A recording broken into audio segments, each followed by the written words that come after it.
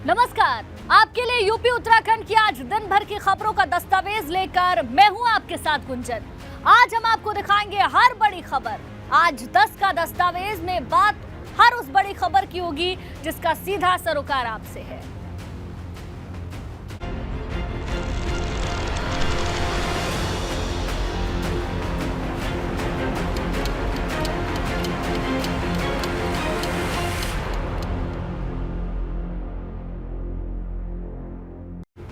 और चलिए बुलेटिन की शुरुआत करेंगे बड़ी खबर के साथ। कानपुर में सड़क हादसे की सनसनीखेज तस्वीरें सामने आई हैं। नेशनल हाईवे 2 पर बाइक की आमने सामने की टक्कर हो गई। रॉन्ग साइड से आ रही बाइक ने दूसरी बाइक को टक्कर मार दी। घटना हाईवे पर लगे सीसीटीवी कैमरे में कैद हो गई है। देखिए तस्वीरें भी हम आपको दिखा रहे हैं किस तरीके से दर्दनाक हादसा हुआ है। नेशनल हाईवे 2 की ये तस्वीरें हैं जहां बाइक की आमने सामने की टक्कर हुई है। रॉन्ग साइड आने की वजह से यह हादसा हुआ। एक बाइक से दूसरी बाइक टकरा गई और इस दौरान ये भीषण सड़क हादसा हुआ। पूरी घटना वहां लगे सीसीटीवी कैमरे में कैद हुई है। जो तस्वीरें इस वक्त आप अपनी टेलीविजन स्क्रीन पर देख रहे हैं। कानपुर से ये तस्वीरें आई हैं जहां पर ये सड़क हादसा हुआ। नेशनल हाईवे 2 पर बाइक की आमने सामने की टक्कर। रॉन्ग साइड से आ रही बाइक ने दूसरी बाइक को टक्कर मार दी जिसके बाद यह हादसा हुआ है। देखिए तस्वीरें हम आपको दिखा रहे हैं किस तरीके से दोनों बाइक आपस में भिड़ जाती हैं। रॉन्ग साइड आने की वजह से यह बड़ा हादसा हुआ है। दोनों बाइक आपस में भिड़ गई है। घटना वहां लगे सीसीटीवी कैमरे में कैद हो गई है जिसे हम आपको दिखा रहे हैं। इस तरीके से दोनों बाइक आपस में भिड़ जाती हैं। रॉन्ग साइड आने की वजह से यह पूरा हादसा हुआ। कानपुर से ये तस्वीरें सामने आई हैं। नेशनल हाईवे 2 पर बाइक की आमने सामने से टक्कर हो गई।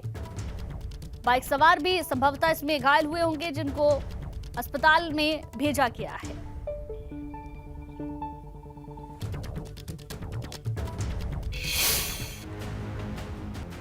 अगली बड़ी खबर कानपुर से जहां हार्डवेयर की दुकान में आग लगने से हड़कंप मच गया। आग की चपेट में दुकान मालिक झुलसा है। बर्रा थाना इलाके के जनता नगर इलाके की यह घटना बताई जा रही है। बड़ी खबर आपको बता दें कानपुर से जहां हार्डवेयर की दुकान में आग लगने से हड़कंप मचा। आग की चपेट में दुकान मालिक भी आया है। आग किन कारणों से लगी ये तो नहीं साफ हो पाया। बहरहाल जानकारी ये है जो दुकान का मालिक है वो भी आग में झुलसा है। बर्रा थाना इलाके के जनता नगर इलाके की ये तस्वीरें हैं। तस्वीरें हम आपको दिखा रहे हैं कितनी भीषण आग लगी है। तस्वीरों के जरिए देखकर अंदाजा लगाया जा सकता है और जो दुकान मालिक है वो भी झुलस गया है।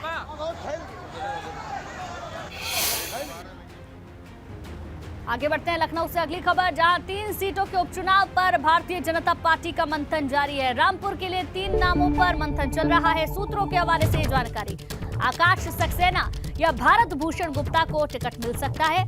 डॉक्टर तनवीर बन सकते हैं रामपुर से उम्मीदवार। खतौली से भाजपा किसी सैनी को उम्मीदवार बना सकती है।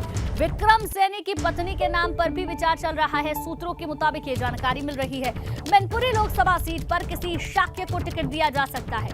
मैनपुरी से क्षत्रिय उम्मीदवार भी उतार सकती है बीजेपी। तो भारतीय जनता पार्टी के लिए रामपुर और मैनपुरी में सबसे ज्यादा सोचने वाली बात यह होगी क्योंकि समाजवादी पार्टी के गढ़ रहे हैं। ऐसे में जातिगत समीकरणों को भी ध्यान में रखना है। समाजवादी पार्टी के गढ़ को भी ध्यान में रखते हुए जिताऊ कैंडिडेट को उतारना अपने आप में चुनौती भी है और मंथन का दौर इसीलिए बीजेपी में जारी भी है।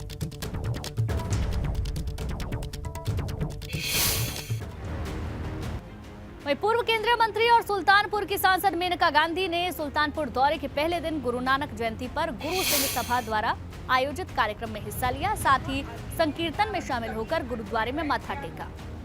जिसके बाद मेनका गांधी ने इटकौली, गेडोरा, सुदनापुर, बेलहारी और देनवा समेत दर्जन भर गांव में जन चौपाल के जरिए लोगों की समस्याओं को सुना, उनका हल निकाला। सुल्तानपुर जिले में डेंगू के बढ़ते प्रकोप पर मेनका गांधी ने चिंता भी जाहिर की। बहुत गर्व है कि मैं सिख धर्म की लड़की हूँ और ये एक ऐसा धर्म है जिसने कभी कोई भेदभाव किया नहीं है। सेवा सबसे ज़्यादा यही करते हैं। सुल्तानपुर में भी सब लोग ईमानदारी से काम करते हैं, सेवा करते हैं। मुझे बहुत गर्व है हमारे सिख भाई और बहनों पर। चलिए आगे बढ़ते हैं। अगली बड़ी खबर वाराणसी से, जहां दरोगा पर फायरिंग का मामला सामने आया, जहां दरोगा पर गोली चलाई गई, दरोगा से लूटपाट की गई, गोली मारकर पिस्टल बदमाश लूटकर गायब हो गए। रोहनिया थाना क्षेत्र के जगतपुर इलाके की घटना बताई जा रही है। फायरिंग से घायल दरोगा का इलाज जारी है, लेकिन आप इसे अंदाजा लगाइए बेखौफ बदमाशों के हौसले कितने बुलंद हैं। दरोगा पर फायरिंग की और ना सिर्फ फायरिंग की, पिस्टल तक लूटकर फरार हो गए। ये पूरा मामला वाराणसी से सामने आया है। रोहनिया थाना क्षेत्र के जगतपुर इलाके का है। फायरिंग से घायल दरोगा का इलाज बहरहाल जारी है। थाना रोहनिया के जगतपुर क्षेत्र में लक्सा थाना पे नियुक्त सब इंस्पेक्टर अजय यादव अपने प्लॉट पर जहाँ पे वो मकान का निर्माण करा रहे हैं वहाँ पहुँचे थे। अब तक की प्राप्त जानकारी के अनुसार 3 अज्ञात युवकों के द्वारा उनके ऊपर फायरिंग की गई और उनको गंभीर रूप से घायल कर दिया गया। उनके इलाज के लिए अभी वरिष्ठ अधिकारी उनको रश किए हैं हॉस्पिटल के लिए, जहाँ पे उनकी कंडीशन क्रिटिकल बट स्टेबल बताई गई है। इस घटना को गंभीरता से कमिश्नरेट पुलिस ने लिया है। सारे वरिष्ठ अधिकारी मौके पर पहुँच चुके हैं। हमारा प्रयास होगा कि इस घटना में जो लोग भी इन्वॉल्व हैं उनकी शिनाख्त जल्दी से जल्दी करके उनके विरुद्ध कठोर कार्रवाई हम लोग के द्वारा की जाएगी।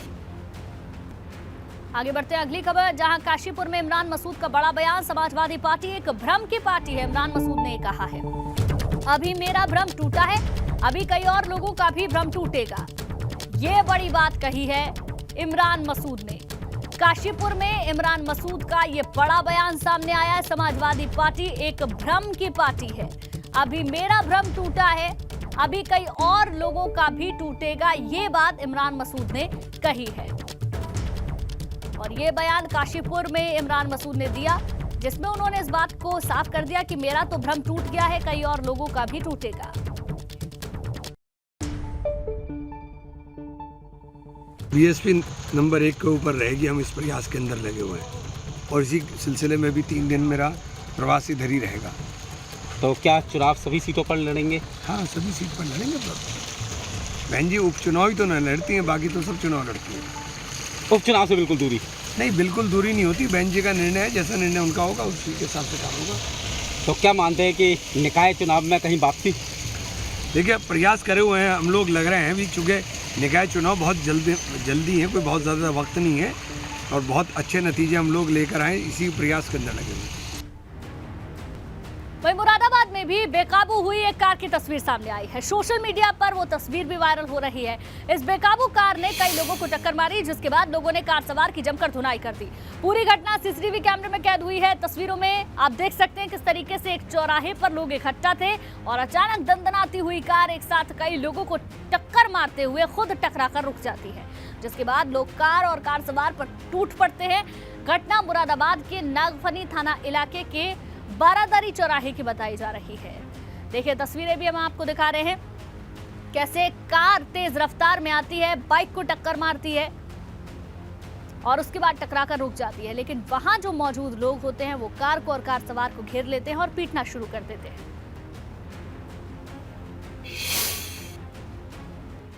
वहीं हापुड़ में सड़क पर दौड़ती एक कार अचानक आग के गोले में तब्दील हो गई। लोग कुछ समझ पाते इससे पहले कार धू धू कर जलने लगी। किसी तरह से कार सवार 4 लोगों ने कूदकर अपनी जान बचाई, लेकिन कार में आग लगने से एक मासूम मामूली रूप से झुलस गया। मौके पर पहुंची फायर ब्रिगेड की टीम ने काफी मशक्कत के बाद आग पर काबू पाया। बताया जा रहा है स्विफ्ट कार में शॉर्ट सर्किट की वजह से आग लगी हुई थी। जनपद हापुड़ के थाना धौलाना पिलखुआ रोड का ये पूरा मामला बताया जा रहा है। देखिए हापुड़ से तस्वीरें सामने आई हैं, सड़क पर किस तरीके से आग का गोला ये कार बन गई है, तस्वीरों में देखा जा सकता है। वहीं संभल में एक युवक को किशोरी के साथ अश्लील हरकत करना महंगा पड़ गया। ग्रामीणों ने युवक को खूंटे से बांधकर बुरी तरीके से पीटा। इसके पैरों में रस्सी बांधकर किसी जानवर की तरह पहले खूंटे से बांधा गया, फिर चप्पलों की बौछार की गई। जिसे मौका मिला वही पीटता ही चला गया। युवक को बांधकर बेरहमी से मारपीट का ये जो वीडियो आप देख रहे हैं सोशल मीडिया पर वायरल हो रहा है। घटना थाना रजपुरा के सिकंदरपुर खागी की ये बताई जा रही है। देखिए किस तरीके से पुरुष के साथ साथ महिलाएं भी शख्स को पीट रही हैं। छेड़खानी करना इस कदर भारी पड़ जाएगा, इस शख्स ने कभी सोचा ना होगा।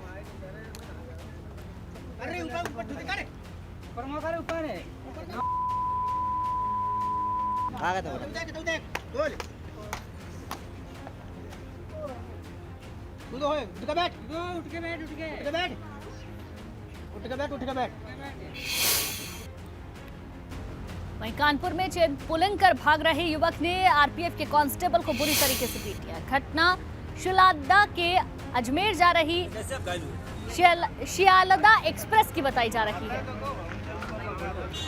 झिझक स्टेशन के नजदीक ट्रेन की चेन पुलिंग हुई थी। चेन पुलिंग कर भाग रहे पुलिस से आरपीएफ के कांस्टेबल ने टिकट मांगने की खता कर दी थी, जिसके बाद उसे बुजुर्ग कांस्टेबल को बुरी तरीके से उसने पीटा। हालांकि कांस्टेबल की पिटाई कर भाग रहे युवक को लोगों ने पकड़कर पुलिस के हवाले कर दिया।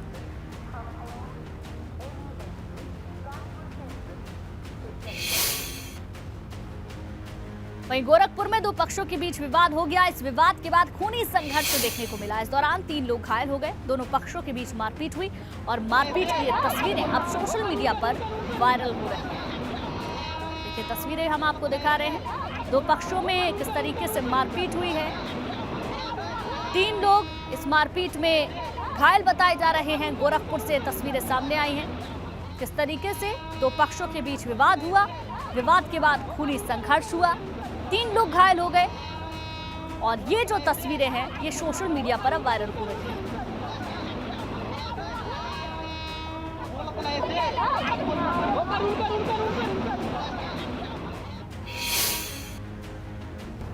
और अब बात संभल की। संभल में मामूली विवाद में दबंगों ने सरेराह 20 सड़क पर महिलाओं को लाठियों से पीटा।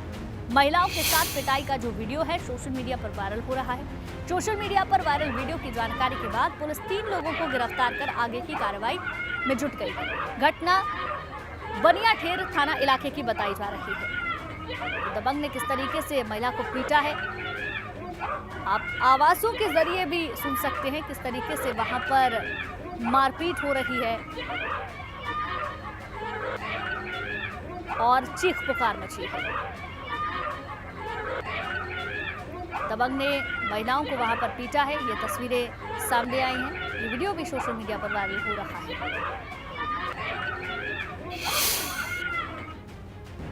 वहीं भाजपा ने एक बार फिर से सपा पर बड़ा हमला बोला। पिछड़ा वर्ग कल्याण मंत्री नरेंद्र कश्यप ने बयान दिया कि समाजवादी पार्टी चुनाव से पहले ही हार का बहाना खोजती है। सपा को पता है कि उसे इस चुनाव में हार मिलेगी, इसलिए पहले ही ये बहाना ढूंढने लग जाते हैं। समाजवादी पार्टी रास्ता ढूंढती है हार का ठीकरा फोड़ने का। अब मैं तो यही कह सकता हूं कि शायद अपोजिशन पार्टी के लोग, समाजवादी पार्टी के लोग अब अपनी भूमिका का निर्वाह ना करते हुए हार से कैसे बचा जाए, हार का ठीकरा किस में फोड़ा जाए, ये चिट्ठीबाजी करना, इसको हटाना उसको हटाना। पहले ये तक ये हमारे वोट काट दिए, भाजपा ने अपने वोट जोड़ लिए। इलेक्शन कमीशन स्वायत्त संस्था है, वो अपने हिसाब से निर्णय लेती है। अब उन्हों की शिकायत कैसी है, क्या उसमें होना है, इसे इलेक्शन कमीशन देखेगा।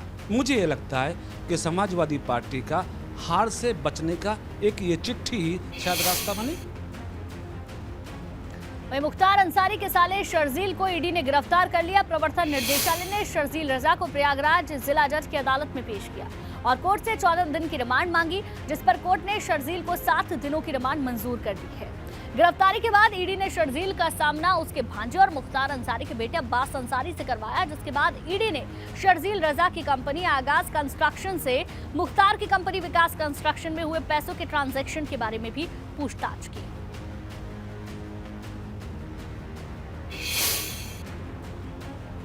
राष्ट्रीय लोकदल के अध्यक्ष जयंत चौधरी ने कहा कि मुजफ्फरनगर की खतौली सीट पर रालोद और सपा गठबंधन एक साथ लड़ेगा और उपचुनाव में गठबंधन का प्रत्याशी आरएलडी के चुनाव चिन्ह पर चुनाव लड़ेगा। खतौली सीट भाजपा विधायक विक्रम सैनी की सदस्यता रद्द होने के बाद खाली हुई है, जिस पर 2022 विधानसभा चुनाव में आरएलडी के प्रत्याशी ने ही चुनाव लड़ा था। गुजरात में जो नेशनल गेम हुए उसमें उत्तर प्रदेश को 8वां स्थान मिला और उत्तर प्रदेश से ज़्यादा पदक दिल्ली, ये छुटक सी दिल्ली, उनके खिलाड़ियों ने नेशनल गेम में हासिल किया। तो इसका दोष खिलाड़ियों को तो नहीं जाता। हमने जो बुनियादी व्यवस्थाएं खिलाड़ियों के लिए बननी चाहिए, प्रॉपर स्टेडियम हो, प्रॉपर कोचिंग हो, टेक्निकल नॉलेज जो खिलाड़ी को देनी है वो देने वाले गुरु हों, और सरकारी नौकरियां भी उनको मिले, उनको सरकारी सेवा में जो प्रमोशन मिलने चाहिए, जो भी प्रोत्साहित करने के लिए योजनाएं बननी चाहिए वो बननी। तो मैं भी राज्यसभा में सांसद हूँ। मैंने डिक्लेयर किया है कि 100% मैं अपनी सांसद निधि खेल के उस ढांचे को तैयार करने के लिए उत्तर प्रदेश में दूंगा। वहीं मथुरा सांसद हेमा मालिनी द्वारा आयोजित महाराष्ट्र कार्यक्रम मंगलवार को बारिश की भेंट चढ़ गया। अचानक हुई बारिश के बाद कार्यक्रम स्थल पर अफरा तफरी मच गई। इसी कार्यक्रम में शामिल होने सूबे के सीएम योगी आदित्यनाथ को भी आना था, लेकिन आयोजकों ने मंच से ऐलान किया कि कल इसी समय ये कार्यक्रम फिर होगा, तो लोग खुशी से झूम उठे।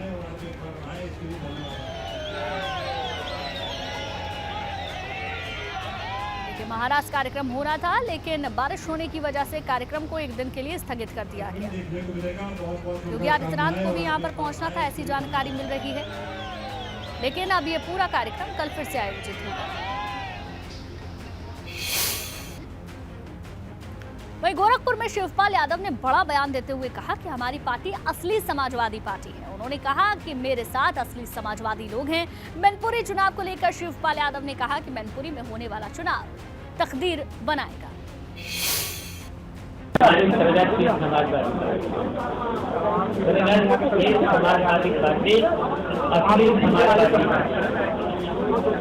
यहाँ पर कोई लालची नहीं है और कोई लालच अगर देता है तो लालच में आने वाले लोग नहीं।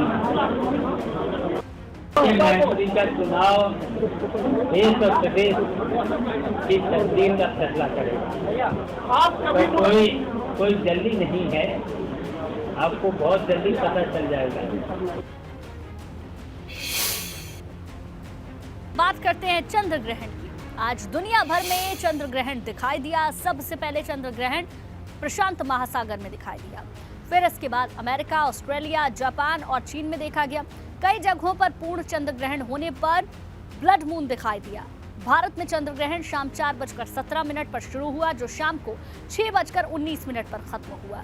तो शुद्धिकरण के बाद मंदिरों के कपाट खुलने लगे। देखिए, अलग अलग जगह की ये 5 तस्वीरें आपकी टेलीविजन स्क्रीन पर। लखनऊ, वाराणसी, गुवाहाटी, कोलकाता और पटना में चंद्र ग्रहण साफ तौर पर देखा गया, जिसकी ये 5 अलग अलग तस्वीरें हम आपको दिखा रहे हैं। तो चंद्र ग्रहण के बाद देश भर में मंदिरों के कपाट भी खोल दिए गए हैं। अब और 5 तस्वीरें आपको दिखाते हैं। देखिए, विंध्यवासिनी धाम मिर्जापुर से ये तस्वीरें सामने आई है। पहली तस्वीर, दूसरी तस्वीर गोरक्षपीठ की है, जो कि गोरखपुर से सामने आई है। तीसरी तस्वीर महाकाल मंदिर से सामने आई है, मध्य प्रदेश उज्जैन से। मुंबई से ये चौथी तस्वीर सिद्धिविनायक मंदिर की है, और जम्मू से 5वीं और आखिरी तस्वीर सामने आई है।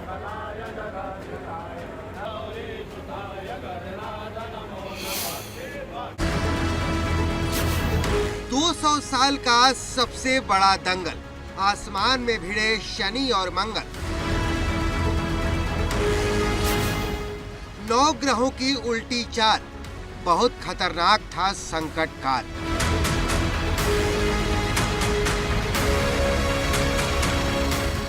ग्रहों की ऐसी चाल पिछले 200 साल के इतिहास में कभी नहीं हुई, जैसी इस बार हुई है। क्योंकि चंद्र ग्रहण ने पूरी दुनिया में ऐसा ग्रहण लगाया कि 122 मिनट तक कोई हिल नहीं पाया। मंदिरों के कपाट बंद थे, पिछले 12 घंटों से सूतक लगे थे। मुश्किल वक्त में लोगों को बस ईश्वर का सहारा था, क्योंकि कोई अनहोनी ना हो, इसके लिए सब अपने अपने तरीके से अपने इष्टों को याद कर रहे थे।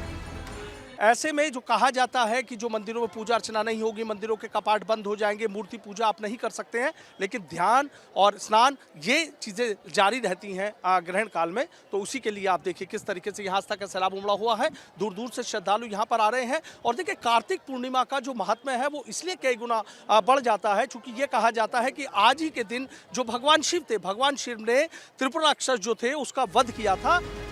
सबसे पहले चंद्र ग्रहण प्रशांत महासागर में दिखाई दिया, फिर इसके बाद ऑस्ट्रेलिया, जापान और चीन में देखा गया। कई जगहों पर पूर्ण चंद्र ग्रहण होने पर ब्लड मून दिखाई दिया। भारत में चंद्र ग्रहण शाम 4:17 पर शुरू हुआ, जो शाम 6:19 पर खत्म हुआ, तो शुद्धिकरण के बाद मंदिरों के कपाट खुलने लगे। चूंकि ग्रहण का मोक्ष काल हो गया और मोक्ष काल होने के बाद जो मंदिरों के कपाट हैं, देखिए मंदिरों के कपाट हैं वो भी खुल गए हैं और किस तरीके से यहाँ मंदिरों में दर्शन करने के लिए जो श्रद्धालु हैं वो यहाँ कतारों में लगे हुए हैं। एक और तस्वीर आप देखिए कि वो हनुमान जी का मंदिर है, वहाँ पर भी जो कपाट है वो सूतक काल लगने के बाद बंद कर दिए गए थे, लेकिन जैसे ही ग्रहण का मोक्ष काल हुआ, मोक्ष काल के बाद देखिए किस तरीके से मंदिर में दर्शन करने के लिए वहाँ भी जो श्रद्धालुओं की कतारें हैं वो लगी हुई हैं। इस चंद्र ग्रहण को साल का आखिरी चंद्र ग्रहण बताया जा रहा है, क्योंकि अब अगला पूर्ण चंद्र ग्रहण 7 सितंबर 2025 को नजर आएगा। मतलब 3 साल बाद फिर से ग्रहों की उल्टी चाल होगी। लेकिन बीते 15 दिनों में ये दूसरी बार है जब ग्रहों की चाल बदली है, क्योंकि इससे पहले 25 अक्टूबर को सूर्य ग्रहण हुआ था। Bureau report, ABP Ganga. और चलिए इसी के साथ बुलेटिन में फिलहाल बस इतना ही।